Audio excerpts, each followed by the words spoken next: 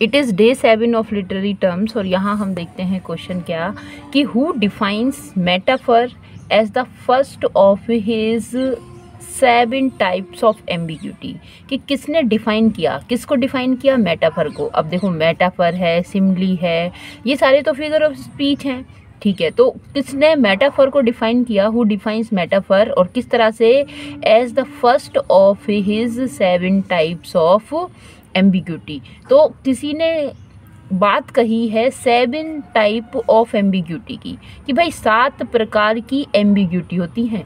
और एम्बिग्यूटी का मतलब है, देखो एम्बिग्यूटी का एडजेक्टिव है एम्बिगुअस। एम्बिगुअस वर्ड्स होते हैं, कुछ एम्बिगुअस बातें होती हैं, कुछ ऐसी बातें जिस एक शब्द के एक से ज़्यादा अर्थ निकले, है ना। तो उसमें क्या छुपी होती है, उसमें एम्बिग्यूटी छुपी होती है, उसमें दोहरा अर्थ छुपा होता है। अब किसने इनमें से, कि क्लिंथ ब्रूक्स ने, विलियम एम्पसन ने, F.R. लेविस ने, I.A. रिचर्ड्स ने, इनमें से किसने इस मेटाफर को फर्स्ट ऑफ हिज 7 टाइम्स की 7 टाइप की एम्बिग्यूटी हैं, और उनमें से पहली जो एम्बिग्यूटी है वो मेटाफर है, ये वाली बात कही है। तो मेटाफर क्या है, तो ये तो हम जानते हैं मेटाफर क्या है भाई। सिम्बली क्या है, इम्प्लाइड सिम्बली मेटाफर है। अगर मैंने कहा कि भाई तुम शेर जैसे हो, नहीं, मैंने कहा तुम शेर हो, तो अब शेर शेर होता है, इंसान इंसान होता है, पर मेरा जो कहने का मतलब है तुम शेर हो, तो कहने का मतलब है कि तुम में भाई बहादुरी है, क्योंकि शेर उसकी बहादुरी के लिए, है ना, जाना जाता है। तो ये है कहने का मतलब, तो ये मेटाफर हुआ, ठीक है। तो ये 7 टाइप की एम्बिग्यूटी हैं। अब किसने ये दी है, तो देखिए 7 टाइप्स ऑफ एम्बिग्यूटी इससे पहले जब प्रकाश की बुक से हम क्वेश्चन कर रहे थे वहाँ पर भी आया, और इसका आंसर है विलियम एम्पसन, और इसको हमें रटना ही पड़ेगा, याद ही रखना पड़ेगा। और देखिए हमारा एक्सप्लेनेशन क्या कहता है इसके बारे में, इस क्वेश्चन के बारे में, कि 7 types of ambiguity is a work of literary criticism by William Empson, कि विलियम एम्पसन के द्वारा ये एक लिटरेरी क्रिटिसिज्म है, ये वर्क है, और यही बुक, ये नाम है उनकी बुक का, है ना, कि 7 टाइप्स ऑफ एम्बिग्यूटी, ये वर्क है उनका नाम है उनकी वर्क का। तो 7 टाइप्स ऑफ एम्बिग्यूटी, और ये क्या है, ये क्रिटिसिज्म है, और ये क्रिटिसिज्म विलियम एम्पसन ने दिया है, which was the first published in 1930। तो 7 types ambiguity William Empson 1930, 7 types ambiguity William Empson 1930। It was the most influential critical work of 20th century. तो बहुत प्रभावकारी क्रिटिकल वर्क रहा ये 20वीं शताब्दी का। The first of ambiguity is the metaphor, पहली जो एम्बिग्यूटी है वो मेटाफर है। The concept is similar to that of metaphysical conceit। तो दिस कॉन्सेप्ट, ये जो 7 टाइप्स ऑफ एम्बिग्यूटी का ये जो कॉन्सेप्ट है इस ये सिमिलर है, और किसके, to that of metaphysical conceit. जो मेटाफिजिकल कंसीट है ना, कि मेटाफिजिकल क्या है, कि भाई आध्यात्मिक, मेटाफिजिकल आध्यात्मिक, और कंसीट का मतलब होता है दम्भ होना, गुमान होना, और अपने आप को, अपने वर्क को सर्वोपरि समझना। तो ये मेटाफिजिकल कंसीट जो है उसका ये कॉन्सेप्ट है। और तो ये याद रखना है, 7 types ambiguity William Empson, 7 types ambiguity William Empson 1930। तो ये हमें याद रखना है। आगे देखते हैं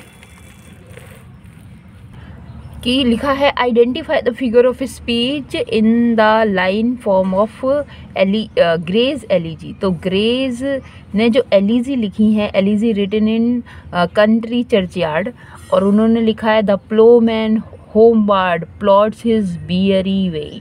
तो देखो यहाँ पे इसको इटैलिसाइज किया है थोड़ा सा तिरछा, तो इस वर्ड में कौन सा फिगर ऑफ स्पीच यहाँ है ये हमें देखना है। तो जो प्लोमैन है ना, जो कौन है, प्लो करने वाले, जो जोतने वाले हैं, वो होमवार्ड, होम की तरफ जाते हैं। प्लॉट्स हिज बियरी वे, और जो अपने बियरी मतलब थके हुए रास्ते पर। अब ये रास्ते थके हुए नहीं हैं, रास्ते जो हैं थके हुए नहीं है। थके हुए तो कौन है, बेचारे ये पूरा दिन काम करे हैं इन्होंने, ये थक गए हैं, ठीक है। तो ये अपने थके हुए रास्ते पर अपने मतलब रास्तों से घर की तरफ जाते हैं। तो इस फिगर ऑफ स्पीच में, इस लाइन में कौन सा फिगर ऑफ स्पीच है, कि मेटोनमी है, कि मेटाफर है, कि सिमली है, या ट्रांसफर एपिथेट है। ठीक है, तो ये फिगर ऑफ स्पीच से आ गया ये क्वेश्चन, और फिगर ऑफ स्पीच जल्द ही मैं स्टार्ट करने वाली हूँ और लिखा है। ठीक है, अब यहाँ पर जो क्वेश्चन ये जो है, इसमें क्या छुपा हुआ है, इसमें मेटोनमी नहीं है, मेटाफर भी नहीं है, सिमली भी नहीं है, इसमें ट्रांसफर एपिथेट है, ट्रांसफर एपिथेट है। देखो ये दो वर्ड बहुत बहुत पूछे जाते हैं, ये आप याद रखें। एक तो ये एपिटैफ और एपिथेट है ना, एपिटैफ और एपिथेट। तो एपिथेट जो होता है वो एडजेक्टिव होता है, एडजेक्टिव। और ये कैसा एडजेक्टिव होता है, कुछ भी भाई हम किसी को कुछ नाम दे दें तो वो उसका कुछ, उसके लिए कोई एडजेक्टिव दे दिया हमने, है ना, उसकी कोई विशेषता किसी को बता दी। ठीक है, अब जैसे कि ये वे है, रास्ते, रास्ते कैसे हैं, थके हुए। अब रास्ते की विशेषता हमने बता दी, उसके लिए एक एडजेक्टिव दे दिया, जबकि हाँ, तो ये एपिथेट का मतलब हो गया एडजेक्टिव से। और ट्रांसफर्ड एपिथेट, ये क्या है, ट्रांसफर्ड। भाई ये जो एपिथेट है ये ट्रांसफर्ड है, कहने का मतलब ये है कि ये इंसानों के लिए है ये ट्रांसफर्ड, पर हमने क्या कर दिया, उसको वहाँ से हटा के, ट्रांसफ़र करना का मतलब क्या होता है, एक स्थान से दूसरे स्थान पर। तो हमने इसको क्या कर दिया कि यहाँ से हटा के हमने उनको उस चीज़ के लिए उसको एडजेक्टिव दे दिया जो कि कैसे हैं, निर्जीव हैं, है ना। निर्जीवों के लिए हमने सजीव जैसी क्वालिटी एडजेक्टिव दे दिए। तो ये बियरी वे क्या है, ये ट्रांसफर्ड एपिथेट है, ट्रांसफर्ड एपिथेट है। जैसे हमने कहा हैप्पी बर्थडे, हैप्पी बर्थडे, तो है ना, तो HAPPY, हाँ, हैप्पी बर्थडे। तो हैप्पी बर्थडे में क्या है, यही ट्रांसफर एपिथेट छुपा हुआ है। भाई बर्थडे जो है, ठीक है, बर्थडे है, पर बर्थडे कैसा है, हैप्पी। पर बर्थडे हैप्पी नहीं है भाई, जन्मदिन हैप्पी नहीं है, तुम हैप्पी हो। जन्मदिन हैप्पी नहीं है, तुम हैप्पी हो, और तुम इतने हैप्पी हो कि तुम्हें जन्मदिन ही अच्छा लग रहा है। तो इसको ट्रांसफर एपिथेट के लिए बहुत अच्छा एग्जांपल है हैप्पी बर्थडे। जैसे ही हैप्पी बर्थडे तुम्हें सुनाई दे, वैसे ही सोचना कि इसमें कौन सा फिगर ऑफ स्पीच छुपा है। तो हैप्पी बर्थडे में ट्रांसफर्ड एपिथेट छुपा है, ठीक है, ट्रांसफर्ड एपिथेट छुपा है इसमें। तो देखिए इसकी एक्सप्लेनेशन क्या दी है यहाँ पे, कि The ploughman homeward plods his weary way occurs in Elegy written in country churchyard poem by Thomas Gray, और थॉमस ग्रे ने ये लिखी है, पब्लिश 1751 में होती है। और देखो एक और बात है, यहाँ से विलियम वर्ड्सवर्थ हमने पढ़ा है, और वो उनको है ना ये वाली पोएम बड़ी अच्छी लगती है। और ये एक कहा जाता है क्रिटिक्स के द्वारा कि रोमांटिसिज्म की जो शुरुआत है 1700, हम 1798 से, जब से उनके बल्लड्स पब्लिश हुए हैं, हम माने जाते हैं। मगर उनकी ये थॉमस ग्रे की ये जो पोएम है ना, इससे पहले उन्होंने एक प्लॉट तैयार कर दिया इसके लिए, रोमांटिसिज्म के लिए, ऐसा कहा जाता है। तो तब विलियम वर्ड्सवर्थ की हम क्रिटिसिज्म को पढ़ते हैं, तो ये भी वाली बात हम पढ़ते हैं, ठीक है। तो published in 1751, in it transfer epithet figure of speech is used in it, an epithet is transferred from its proper word to another. देखो इसको फिर से कि इन इट, इसमें ट्रांसफर एपिथेट में क्या होता है, एन एपिथेट, एक विशेषण, ट्रांसफर्ड, उसको ले जाया जाता है ना, कहाँ, फ्रॉम इट्स प्रॉपर वर्ड, उसके प्रॉपर वर्ड से, टू अनदर, दैट, किसी और की तरफ, is closely associated with it in the sentence, जो कि पूरी तरह से क्लोजली एसोसिएटेड, संबंधित होता है विद इट, उसके साथ, इन द सेंटेंस, उस वाक्य में। तो ये है हमारा क्वेश्चन नंबर 2। नेक्स्ट है हमारा क्वेश्चन क्या, कि लिखा है reversal of fortune according to poetics, reversal of fortune, कि जो फॉर्चून है, भाग्य है, उसका रिवर्स हो जाना। अब रिवर्स कोई सिचुएशन हो जाती है, पलट जाती है, रिवर्स कोई सिचुएशन हो जाती है, पलट जाती है, फॉर्चून का पलटना अकॉर्डिंग टू पोइटिक्स क्या कहलाता है, कि एनाग्नोसिस कहलाता है, पैथोस कहलाता है, पेरिपेसिया कहलाता है, या डायनोइया ये कहलाता है। तो यहाँ देखिए कि एक वर्ड है यहाँ पे पेरिपेसिया, इसको याद रखिए। रिवर्सल ऑफ फॉर्चून, पेरिपेसिया रिकॉग्निशन के लिए, एनाग्नोसिस होता है, पैथोस तो पैथेटिक फैलेसी, पैथोस दुख वगैरह के लिए है, और ये थोड़ा मेरे लिए नया है वर्ड। यहाँ आप देखिए पेरी, तो पेरी है ना, पेरीफ्रेज भी होता है, और क्या कहते हैं, पेरी से मतलब होता है टर्न से, तो पेरिपेसिया में क्या होगा, रिवर्सल होगा। पेरी, पेरी का मतलब क्या होता है, परिधि भी होता है ना, पेरी, पेरी, पेरीमीटर, तो पेरी तो क्या है, रिवर्सल, पेरिपेसिया, पेरिपेसिया मतलब रिवर्सल। अब यहाँ फॉर्चून भाग्य का रिवर्सल है, इसका जो टर्म है पोइटिक्स में दिया है इसके लिए, तो वो है पेरिपेसिया, तो इसे याद रखिए, reversal peripeteia, reversal peripeteia, reversal of fortune peripeteia. और ये पोइटिक्स में दिया है एरिस्टोटल ने, और इसका डेफिनेशन यहाँ पे देखिए बड़ा अच्छा लिखा है क्या, कि according to Aristotle poetics reversal of fortune is known as peripeteia. तो एरिस्टोटल ने जो पोइटिक्स लिखी है वहाँ पे रिवर्सल ऑफ फॉर्चून को जाना जाता है पेरिपेसिया के नाम से। और एरिस्टोटल सेज कहा है that peripeteia is most powerful part of a plot, कि जो रिवर्सल है फॉर्चून का ये एक पावरफुल पार्ट है किसका, प्लॉट का, इन अ ट्रेजेडी, किसी ट्रेजेडी में, अलॉन्ग विद डिस्कवरी, है ना, डिस्कवरी के साथ, खोज के साथ, है ना। It is also known as reversal of situation, और इसको रिवर्सल ऑफ सिचुएशन के नाम से भी ये जानी जाती है। नेक्स्ट हमारे क्वेश्चन है the poet who describe poetry as inspired mathematics. ठीक है, तो कोई पोइट है जिन्होंने पोइट्री को डिस्क्राइब किया है, डेफिनेशन दी है कि पोइट्री क्या है भाई। विलियम वर्ड्सवर्थ कहते हैं poetry is spontaneous overflow of emotions, पर यहाँ पर तो कहा है कि पोइट्री क्या है, पोइट्री इंस्पायर्ड मैथमेटिक्स है। पोइट्री क्या है, इंस्पायर्ड मैथमेटिक्स है। तो मैथमेटिक्स, ठीक है, मैथमेटिक्स के कुछ रूल होते हैं, सम होते हैं, फॉर्मूले होते हैं, उनके आधार पर, एक आधार से दूसरे आधार पर, दूसरे आधार से तीसरे आधार पर आगे आगे बढ़ती रहती है।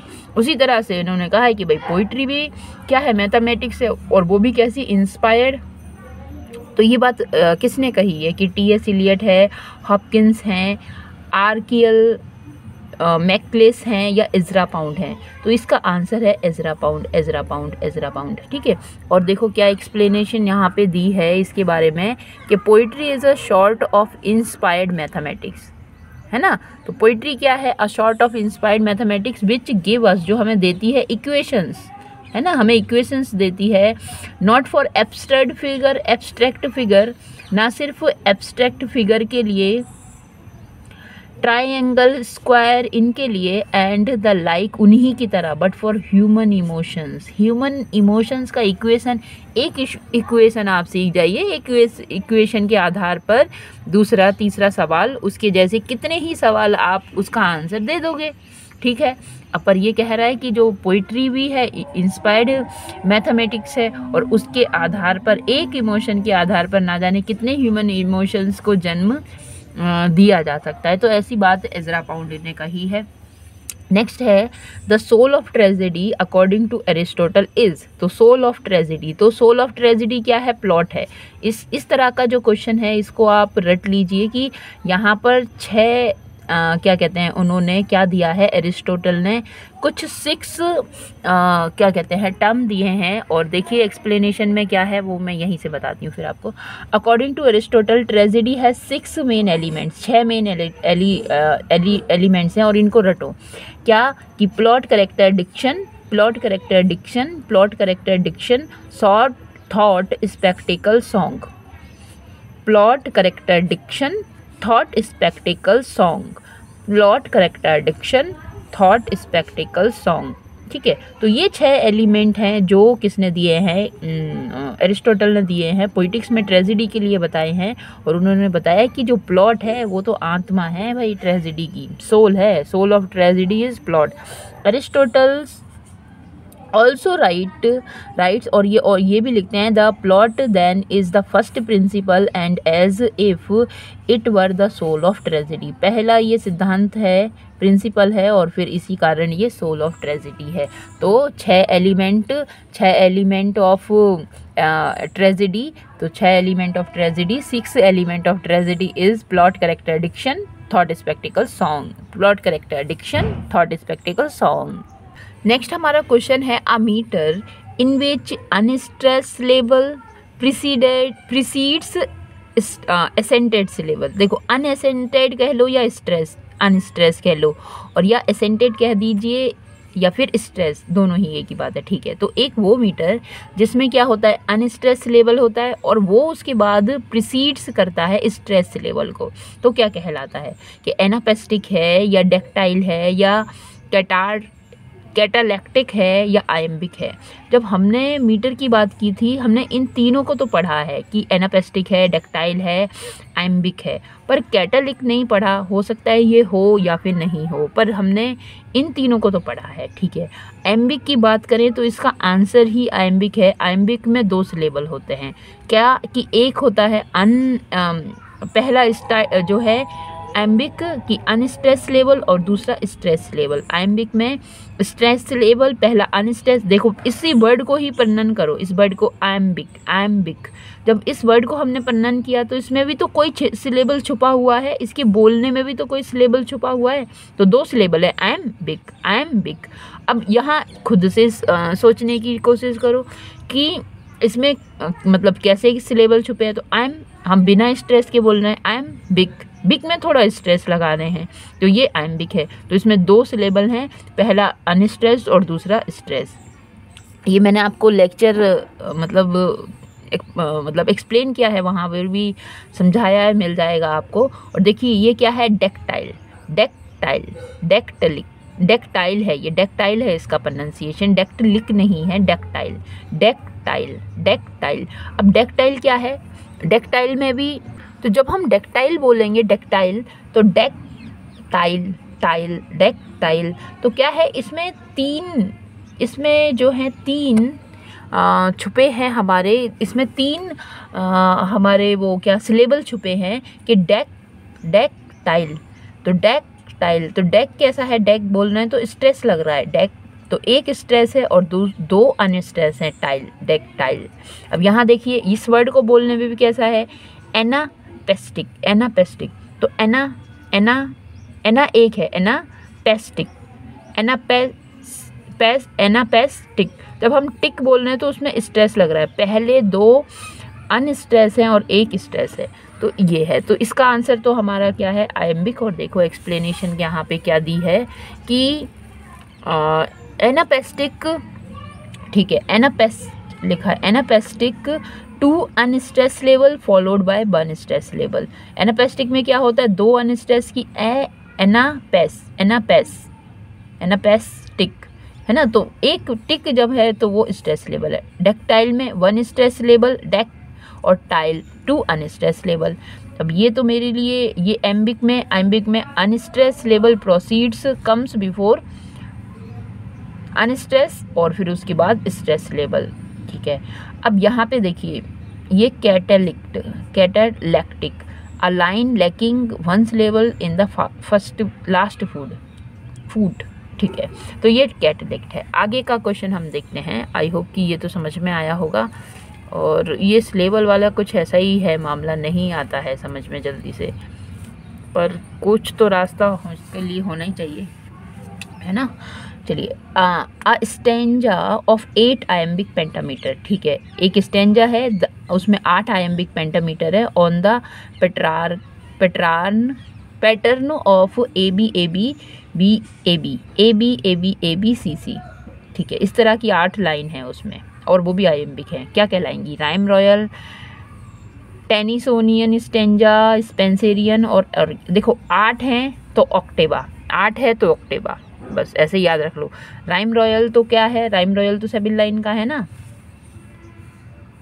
तो राइम रॉयल 7 लाइन का होता है। ऑक्टोबा लिखा है 8 लाइन का। स्पेंसेरियन 9 लाइन का होता है।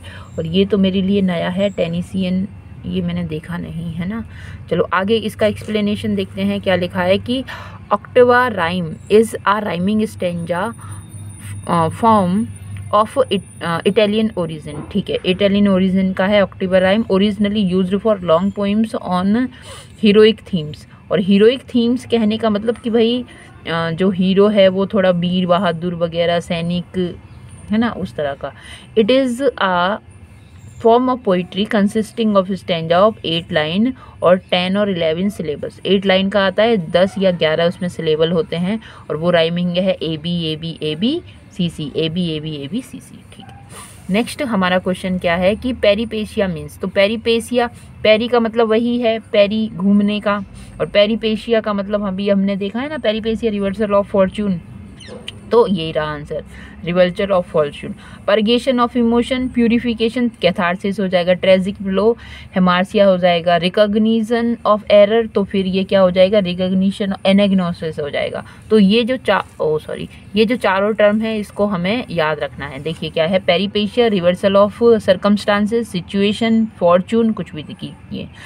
Term is primarily used with reference to the work of literature और anglicised from the peripeteia is पेरीपिटी।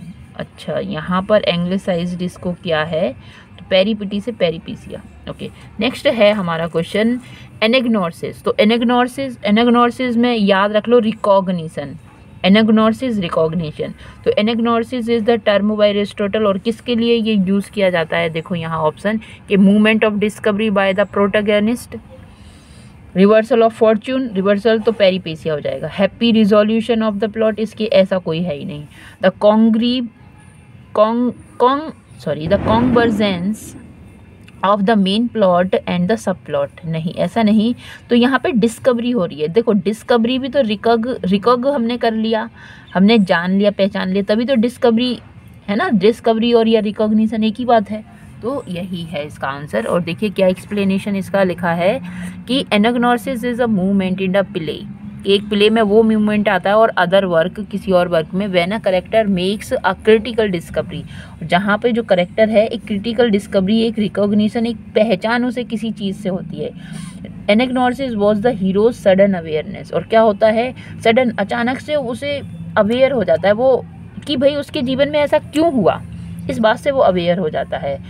Of a real situation, कि ऐसी सिचुएशन क्यों घटी, the realization of the things as they stood and finally the hero's insight awakeness, और फिर वो realisation है उन थिंग्स का, एज दे स्टूड, जैसे वो उसके सामने खड़ी होती हैं, आती हैं, एंड फाइनली जो हीरो की इनसाइट है वो अवेक हो जाती है, जागृत हो जाती है। लिखा है कि which of the feminist critics use the expression गाइनोक्रिटिसिज्म।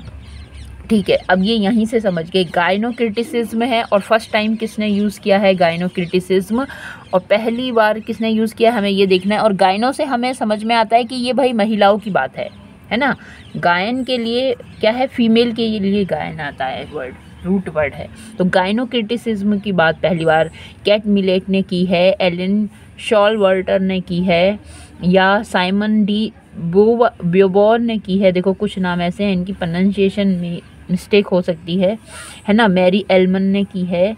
तो इसका करेक्ट आंसर है, इसे हमें याद रखना ही है। और देखो ये बड़ा पहला वर्क भी है, और ये फीमेल राइटर के लिए यहाँ लिखा है। देखो एक तो मेल राइटर होते हैं वो फीमेल के बारे में लिखते हैं, एक बात। दूसरी बात, फीमेल राइटर हैं वो फीमेल के बारे में लिख रही हैं, दूसरी बात। अब जो मेल राइटर हैं फीमेल के बारे में लिखते हैं, आप देखिए शेक्सपियर को पढ़ लीजिए, है ना, और जब आप शेक्सपियर को पढ़ते हैं तो आप देख लीजिए कि फ़ीमेल के बारे में वो किस तरह से लिखते हैं, है ना, फीमेल के बारे में वो किस तरह से लिखते हैं कि फ्रेडिलिटी दाई नेम इज़ वीमन, और वीमन के बारे में ना जाने और क्या क्या उन्होंने लिखा है। ठीक है, क्या वो सारी बातें सही हैं? नहीं है, वो तो बहुत ज़्यादा उन्हें क्रिटिसाइज़ करते हैं, धोखेबाज बताते हैं, और भी राइटर की बात है। पर यहाँ देखिए यहाँ पर क्या लिखा है कि gynocriticism is the term coined in 70s की 1970s में ये कॉइन किया गया था by Elaine Showalter to construct a female framework.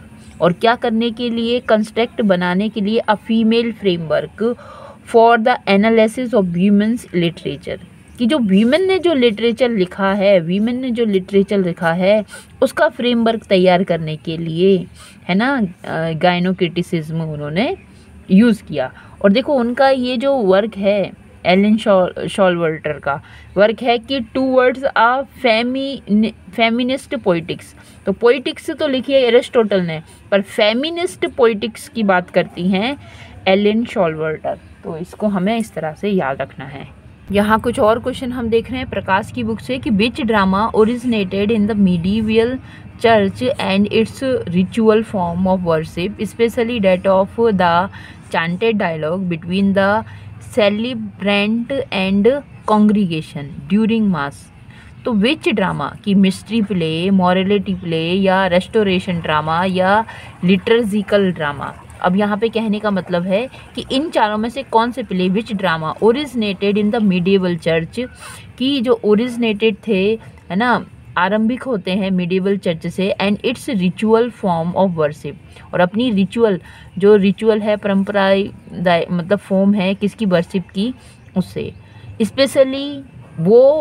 Specially that of the chanted dialogue, जिनमें क्या होते थे, चांटेड डायलॉग होते थे, डायलॉग को गाया जाता था, between the celebrant and the congregation during mass, mass के दौरान, मास मतलब जब वहाँ पब्लिक हुआ करती थी, मास हुआ करती थी, उस दौरान जब ड्रामा जो हुआ करते थे और उनमें जो डायलॉग होता थे चांटेड किए जाते थे सेलिब्रेंट और कॉन्ग्रीगेशन के मध्य में। तो ऐसे जो प्ले थे उनको क्या, ऐसे जो ड्रामा थे उनको तो मिस्ट्री प्ले, मॉरलिटी प्ले, ये दोनों तो हमने पढ़े हैं कि भाई जो मिस्ट्री प्ले हैं ये तो सेंट जो हैं कि जो लाइफ है उसके बारे में जो कहानियां हैं वो बताती हैं। मॉरलिटी प्ले जो है बाइबल की कहानी बताती हैं। अब ये रेस्टोरेशन ड्रामा है तो रेस्टोरेशन टाइम पीरियड के हैं। पर यहाँ ये याद रखिए कि लिटर्जिकल ड्रामा, ये क्या है, लिटर्जिकल ड्रामा। तो ये हमारा आंसर है। नेक्स्ट है a line consist of 10 syllable is known as. अब 10 सिलेबल से बनी है तो 5 सिलेबल से बनी है तो पेंटा, 10 से बनी होगी तो डेका सिलेबिक, और हेक्सा तो हेक्टा है ना, तो हेक्टा तो क्या 6 से बनी होगी, हेक्सा मीटर भी होता है, हेक्टा है ये, है ना। और डेका 10 है तो डेका 10 के लिए डेका याद रखिए। मोनो 1 है ना, डाई के लिए 2, ट्राई के लिए 3, क्वार्टर के लिए 4, पेंटा के लिए 5, हेक्सा के लिए 6, सेप्टा 7, ऑक्टा 8, नोना 9, डेका 10। तो इसको आप याद रख लीजिए, है ना, मीटर में हमें ये याद रखना ज़रूरी है। A line of words having 1 foot, 1 foot जिसमें है, और नोन एज, अब 1 ही फुट है तो लोगोमीटर, 1 मीटर, सोलोमीटर या मोनोमीटर। हाँ, मोनो का मतलब एक होता है, मोनो का मतलब एक होता है, ये हो जाएगा मोनो, पर सोलो नहीं होगा, इसमें कन्फ्यूजन नहीं होना। नेक्स्ट है a word having 1 syllable known as monometer. अच्छा, 1 सिलेबल ये क्या है, 1 फुट, 1 फुट है ना, और 1 सिलेबल। अब ये 1 सिलेबल में फिर मोनो सिलेबल ही आ गया, है ना, 1 के लिए मोनो और सिलेबल के लिए सिलेबल, तो मोनो सिलेबल आ गया। और फुट जो है वो तो मीटर को बताएगा। देखो फुट, हम कोई चीज़ कोई खरीद के लाते हैं, लकड़ी वगैरह, टेबल, हम जानते हैं ना कितने फुट की है, तो वो उसका मीटर हम पूछते हैं, तो ऐसे याद रख लीजिए इसे। नेक्स्ट है stanza of 8 line in iambic pentameter. 8 line है ऑक्टोबर राइम, ऑक्टोबर राइम की अभी हमने बात भी की थी, है ना, तो ऑक्टोबर राइम। नेक्स्ट है अब ट्रेजरा राइम, तो क्या कहते हैं, ट्रेजरा राइम 3 लाइन की होते हैं, राइम रॉयल 7 लाइन का स्टेंजा होता है। ऑक्टोबर राइम 8 लाइन की हो गई। Who invented the term pathetic fallacy. Pathetic fallacy किसने टर्म किया है, कि अर्नोल्ड ने, कार्लाइल ने, रस्किन ने। तो ये रस्किन ने किया है pathetic fallacy. Pathetic fallacy important है, इसको मैं डिटेल में समझाऊंगी, मतलब एक्सप्लेन करूंगी बोर्ड पर। A line of verse that has 5 feet is. तो एक लाइन है, पोएम वाली है, वर्स हैं जिसमें, और 5 फीट है तो पेंटामीटर, ये आ गया पेंटामीटर। 6 है तो हेक्सामीटर, 1 है तो मोनोमीटर। नेक्स्ट है it is a rhetorical device. ठीक है, एक रेटोरिकल डिवाइस है। देखो रेटोरिकल डिवाइस जो होती है, रेटोरिकल का मतलब कई अलंकृत है, जो इस तरह से लिखा हुआ है कि उसमें सजावट है। ठीक है, एक rhetorical device in which is used for anticipating and answering objections in advance. what is it? तो वो क्या है, तो प्रोलेप्सिस, पेनिलोप्सिस, ट्रोलोप या एपिलेप्सी। तो इसका आंसर है प्रोलेप्सिस। तो एक रेटोरिकल डिवाइस है और जिसमें क्या होता है, यूज़ की जाती है एंटिसिपेटिंग, पहले से ही, एंड आंसरिंग ऑब्जेक्ट, किसी जो ऑब्जेक्ट है ऑब्जेक्शंस का आंसर दे देना पहले से ही, इन एडवांस, एडवांस में भी, है ना, मतलब कोई क्वेश्चन ना पूछे उससे पहले ही आंसर उसका मिल जाए, तो वो प्रोलैप्सिस, प्रोलैप्सिस, तो इसे याद रखना है। नेक्स्ट है हमारा question, a line of words that has 4 feet is known. 4 हैं तो 4 के लिए पेंटा नहीं, 4 के लिए पेंटा नहीं, हेक्सा भी 4 के लिए नहीं आएगा, टेट्रा भी 4 के लिए नहीं आएगा, 4 के लिए तो क्वार्टर आता है, क्वार्टरा आएगा, है ना, क्वार्टर मीटर आएगा, क्वार्टोमीटर आएगा, तो ये नन ऑफ दीज है, सॉरी आंसर। नेक्स्ट है, a line of words that has 3 feet known as trimeter, यही है 3 के लिए, है ना, 22 मीटर नहीं है ना, फिर कपलेट और ये नहीं, 3 के लिए, 2 के लिए कपलेट आ सकता है, वो भी दोहा होता है कपलेट, तो ये ट्राईमीटर। नेक्स्ट है an iambic each foot is called, हाँ, तो आयम्बिक में जो ईच फुट है, तो आयम्बिक में एक स्ट्रेस एक इन स्ट्रेस सिलेबल होता है, पर उसका जो फुट है वो 2 फुट हैं, वो सिलेबल हैं, पर जो उसका फुट है वो आयम्बस कहलाता है, उसका जो फुट है वो आयम्बस कहलाता है, आयम्बस कहलाता है, इसे याद रखना है।